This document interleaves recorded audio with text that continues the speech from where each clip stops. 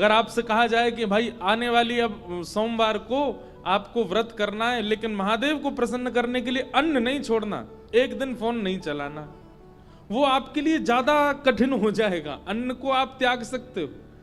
ये अन्न का व्रत तो उस समय प्रारंभ हुआ था जब हमारा सर्वस्व अन्न ही था, जब सब कुछ नहीं था, केवल अन्न से ही हमारा गुजर बसर होता था। इसलिए अपने व्रतों को परिवर्तित कीजिए। जरूरी नहीं है कि आप अन्न का ही व्रत करो। आप महादेव के पास जाकर के महादेव से प्रणाम करके कहो, हे महादेव, आने वाले इतने सोमवार तक, अब देखो श्रावण तो चला गया, पर अब आगामी अगले वर्ष का जो श्रावण आए, हमारे कहे से एक काम कीजिएगा, जितने सोमवार श्रावण में आते हैं सारे सोमवारों में अपनी बुरी आदतों का व्रत कीजिए। हर सोमवार को ये नियम ले लीजिए, सोमवार हम क्रोध ही नहीं करेंगे, हमारा व्रत रहता है भाई, क्रोध नहीं आएगा चाहे कोई कितना ही बुरा करे। आप विश्वास माने, अन्न के व्रत से ज्यादा प्रभावशाली व्रत आपका माना जाएगा। और एक बार को हो सकता है कि अन्न के व्रत से भगवत प्रसन्नता नहीं हो, लेकिन क्रोध का व्रत करोगे तो श्री महादेव निश्चित प्रसन्न होंगे।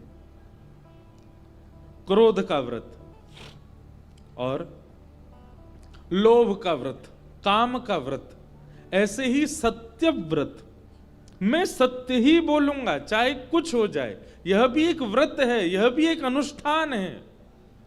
और इस व्रत अनुष्ठान का फल अन्न के व्रत से कई गुना ज्यादा है। जो सत्य व्रत नहीं कर पाते, जो क्रोध व्रत नहीं कर पाते, जो कोई और नियम धारण व्रत के नहीं कर पाते, वो अन्न का व्रत करते हैं। हम अन्न के व्रत के हम खुद भी अन्न का व्रत करते हैं एकादशी को, हम कोई उसके विरोध ही नहीं है, लेकिन एक बात कह रहे हैं कि व्रत करना है तो उन चीजों का करो जिनसे आपका स्वभाव बिगड़ रहा है।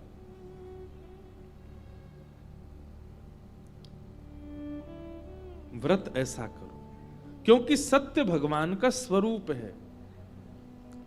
हफ्ते में एक दिन ऐसा रखिए कि चाहे जो हो जाए, इस दिन असत्य बोलना ही नहीं, मजाक में भी नहीं बोलना। तो आप कहीं ना कहीं हिमालय के तपस्वी के बराबर तप ही कर रहे हो, क्योंकि आप एक दिन पूरा सत्य बोल रहे हो। संसार में हर व्यक्ति झूठ बोलता है, हर दिन बोलता है। व्यास मंच पर हम बैठे हैं, हमसे भी झूठ बोलता है। व्यास मंच पर नहीं बोलता, पर अपने व्यवहार में, अपने परिवार में, अपने मित्रता में, अपने सखी संबंधियों के साथ हमारा भी झूठ हो जाता है। लेकिन कोई एक ऐसा दिन हो, और एक बात याद रखिएगा, आप जिस दिन को चुनेंगे कि उस दिन हमको सत्य ही बोलना है, ठाकुर जी भी परीक्षा उसी दिन करेंगे। ऐसी कोई नीति बनाएंगे कि आपको सत्य बोलना ही पड़ेगा।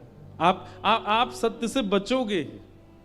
लेकिन याद रहिएगा, अपने अपने व्रत के प्रति निष्ठावान हो जाइएगा, चाहे जो हो जाए आप सत्य ही बोलो। एक कथा सुनाए, नामदेव जी महाराज हुए महाराष्ट्र में। नामदेव जी का एकादशी निष्ठा थी, मैं कथा में सुनाता हूं। वो एकादशी के दिन अन्न नहीं खाते थे, और खाना भी नहीं चाहिए, शास्त्र मना करते हैं।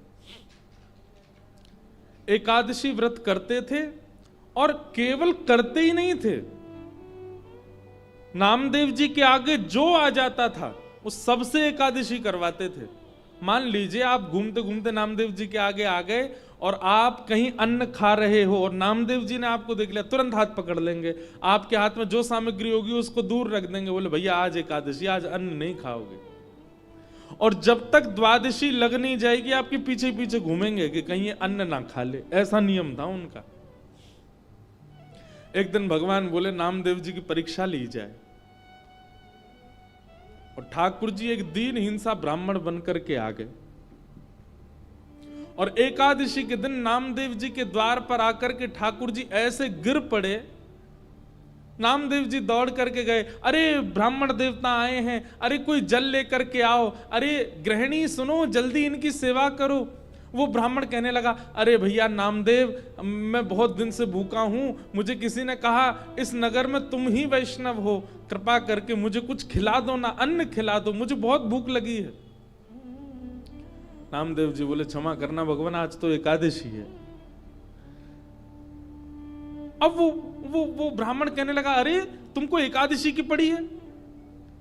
मैं पिछले कितने दिनों से अन्न नहीं पाया मैंने, मेरे प्राण निकलने वाले हैं, इस समय अन्न ही मेरे प्राण हैं, तुम यदि अन्न नहीं खिलाओगे तो मैं मर जाऊंगा। नामदेव जी महाराज बोले, भगवान केला खा लो, सेब खा लो, दूध पी लो, पर अन्न नहीं खिलाऊंगा, आज एकादशी है। और मेरे प्राण निकल गए तो? नामदेव जी बोले, तो फिर बहुत अच्छा है, एकादशी के दिन प्राण निकलेंगे तो वैकुंठ ही जाओगे, लेकिन अन्न नहीं खाने दूंगा, चाहे आप जो कहो। अब वो कोई ब्राह्मण कोई और थोड़ी, भगवान ही आए थे। अब तो ठाकुर जी जोर जोर से चिल्लाने लगे, अरे भैया मुझे कोई बचाओ, मुझे कोई अन्न खिलाओ, मुझे कोई रोटी चावल कुछ तो खिलाओ, मेरे प्राण निकल रही है, नामदेव मुझे कुछ नहीं खिला रहा है। अड़ोसी पड़ोसी इकट्ठे हो गए, सब लोग बोले, ए नामदेव तुम्हारी एकादशी है, तुम करो एकादशी, उनसे क्यों करवा रहे हो? नामदेव जी बोले, मेरा नियम है, मेरी आंखों के आगे जो आ जाएगा सबसे करवाऊंगा मैं तो। अब पड़ोसी कहने लगे, ब्राह्मण देवता आप तो हमारे साथ चलो, हमारे यहां चलो, वहां पा लेना। नामदेव जी ने हाथ पकड़ लिए, बोले ले जाने भी नहीं दूंगा। ब्राह्मण बोले, बड़ा विचित्र भाई, मेरे प्राण निकल जाएंगे। बोले भले ही निकल जाएं, खिलाने के लिए मना थोड़ी किया, केला देता हूं, सेब दे रहा हूं, आपको दूध दे रहा हूं, लेकिन अन्न नहीं दूंगा। अब ठाकुर जी तो जब नाटक करने में आते हैं तो सबको पीछे छोड़ देते हैं। आहा, विलाप करते करते करते करते ठाकुर जी ने ऐसा नाटक किया कि प्राण निकल ही गए, लेकिन नामदेव जी ने अन्न नहीं खिलाया।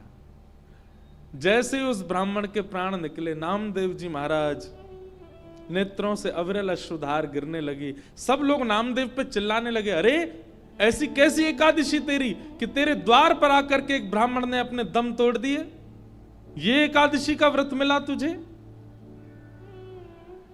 नामदेव जी बोले, भैया मेरी निष्ठा की वजह से ब्राह्मण के प्राण गए हैं, इसलिए मैं अपने आप को दंड स्वयं दूंगा। एक चिता बनाई, चिता में उस ब्राह्मण का शव पधरा दिया और स्वयं भी उस चिता में बैठ गए, अपनी पत्नी को भी बिठाया, अपने पूरे परिवार को बिठा लिया। बोले हम सब इनके साथ अपने देह का त्याग कर देंगे। जैसे ही चिता में अग्नि प्रज्वलित हुई, वो ब्राह्मण का शव उठ करके खड़ा हो गया, शंख चक्र गदा पद्मधारी श्रीमन नारायण प्रकट हो गए और नामदेव को चिता से उछाल करके बाहर ले आए, हृदय से लगा लिया। अरे मेरे नामदेव, अरे मेरे नामा, ये कोई ब्राह्मण नहीं था, ये तो मैं ही आया था तुम्हारे व्रत की परीक्षा लेने के लिए। मान गए तुम्हारी निष्ठा को। बंधुओं, नियम करना बड़ी बात नहीं है। कई लोग नियम का पालन करते हैं। कई लोगों का नियम है, सुबह 4 बजे उठेंगे, उठ करके स्नान करेंगे, हनुमान जी का चोला चढ़ाएंगे, शंकर जी का अभिषेक करेंगे, आदि आदि जो भी उनके नियम करना बड़ी बात नहीं है, पर नियम कितनी निष्ठा से किया जा रहा है ये बड़ी बात है। वो आपका डेली रूटीन की तरह नहीं होना चाहिए, वो निष्ठा के साथ होना चाहिए, उत्सुकता के साथ होना चाहिए। तो भगवान का स्वरूप है सत्य। अगर व्यक्ति बहुत कुछ नियम नहीं करता लेकिन सत्य का आचरण करता है तो वह व्यक्ति भी एक धार्मिक व्यक्ति माना जाएगा। क्यों? क्योंकि सत्य भगवान का स्वरूप है।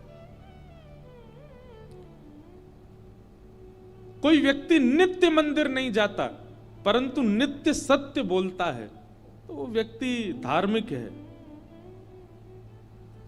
अच्छा, एक और बात, सत्य के भी एक पैमाने होते हैं। कहां बोलना चाहिए, कितना बोलना चाहिए, कैसा बोलना चाहिए, यह भी पता होना चाहिए। कई बार कई सत्य अच्छे नहीं होते, कई सत्य अच्छे नहीं होते। कोई कसाई जीव को मारने के लिए जा रहा है और जीव आपके सामने से ही गया है। कसाई आकर के आपसे पूछे कि आपने उस जानवर को देखा, आप सत्य बोलोगे? सत्य बोल दोगे तो एक के प्राण चले जाएंगे। तो कहीं कहीं प्राण की रक्षा के लिए, कहीं कहीं किसी की कुशलता के लिए सत्य नहीं भी बोलना चाहिए, परंतु यह आपको कौन सिखाएगा? ये सत्संग सिखाएगा। ये विवेक बुद्धि आपको सत्संग कथा प्रदान करेगी कि कहां, कब, कैसे, क्या, कितना बोलना है। पर